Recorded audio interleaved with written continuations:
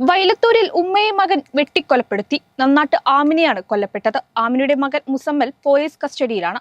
മാനസിക വെല്ലുവിളി നേരിടുന്നയാളാണ് മുസമ്മൽ. ഇന്ന് രാവിലെ 7 മണിയോടെയായിരുന്നു സംഭവം. മലപ്പുറം പൊന്മുണ്ടം കാവപ്പുരയിൽ മാതാവിനെ മകൻ വെട്ടിക്കൊന്നു. നന്നാട്ട് ആമിനെയാണ് കൊല്ലപ്പെട്ടത്. ആമിയുടെ മകൻ മുസമ്മൽ പോലീസ് കസ്റ്റഡിയിലാണ്. മാനസിക വെല്ലുവിളി നേരിടുന്നയാളാണ് മുസമ്മൽ. ഇന്ന് രാവിലെ 7 മണിയോടെയായിരുന്നു സംഭവം. ആമിനയുടെ ഭർത്താവ് രാവിലെ ജോലിക്ക് പോയതിനു പിന്നാലെയാണ് സംഭവം. ആമിനയെ കൊന്ന ശേഷം മുസമ്മൽ പിതാവിനോട് പറഞ്ഞത് ഉപ്പ വിഷമിക്കേണ്ടെന്നും താൻ ഇബിലീസിനെയാണ് കൊന്നതെന്നുമാണ്.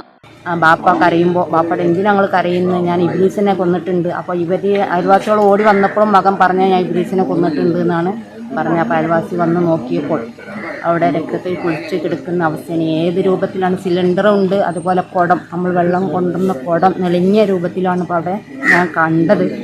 എന്തായിട്ടാണ് ആദ്യം ചെയ്തതെന്ന് നമുക്കറിയാൻ സാധിക്കില്ല. ഇന്നിപ്പോൾ ഇൻഡസ്ട്രിയും കാര്യങ്ങളൊക്കെ എടുത്തതിന് ശേഷം നമുക്കറിയാൻ സാധിക്കുകയുള്ളൂ എന്നുള്ള.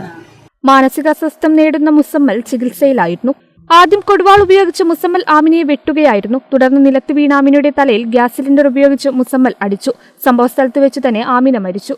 ഇറച്ചിക്കച്ചവടം നടത്തുന്ന ആമിനയുടെ ഭർത്താവ് അബുവും മകൻ മുസമ്മലും രാവിലെ 3 മണിക്ക് അറവ് ജോലിക്കായി പോയതായിരുന്നു. പിന്നീട് തിരിച്ചെത്തിയ ശേഷം പിതാവ് മാത്രം കടയിലേക്ക് പോയി.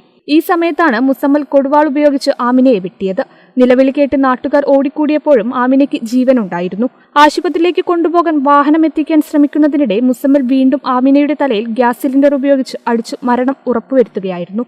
ഇവിടെ നാട്ടുകാർ ഓടിക്കൂടി വന്നപ്പോൾ ആൾക്ക് ജീവനുണ്ടായിരുന്നു, ഈ ആമിനക്ക് ജീവനുണ്ടായിരുന്നു. അപ്പോൾ അവർ ഹോസ്പിറ്റലിൽ കൊണ്ടുപോകാൻ വേണ്ടിയിട്ട് വാഹനം എടുക്കാൻ വേണ്ടി പുറത്ത് പോയ സമയത്ത് വീണ്ടും മകൻ കയറി വന്നുകൊണ്ട് ഗ്യാസ് സിലിണ്ടർ കൊണ്ട് തലക്കടിച്ച് അതിദാരുണമായിട്ട് കൊലപ്പെടുത്തുകയാണ് ഉണ്ടായത്.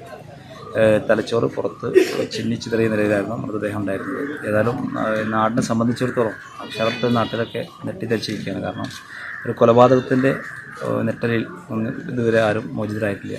പ്രകോപനങ്ങളൊന്നും ഉണ്ടായിരുന്നില്ല. അടുക്കളയിൽ നിന്ന് ആമിനയെ പ്രതി പിന്നിൽ നിന്നും വെട്ടുകയായിരുന്നുവെന്ന് പോലീസ് പറഞ്ഞു. താനൂർ ഡിവൈഎസ്പി ഫയസിന്റെ നേതൃത്വത്തിൽ പോലീസ് നടപടികൾ ആരംഭിച്ചു. കേരള വിഷൻ, താനൂർ.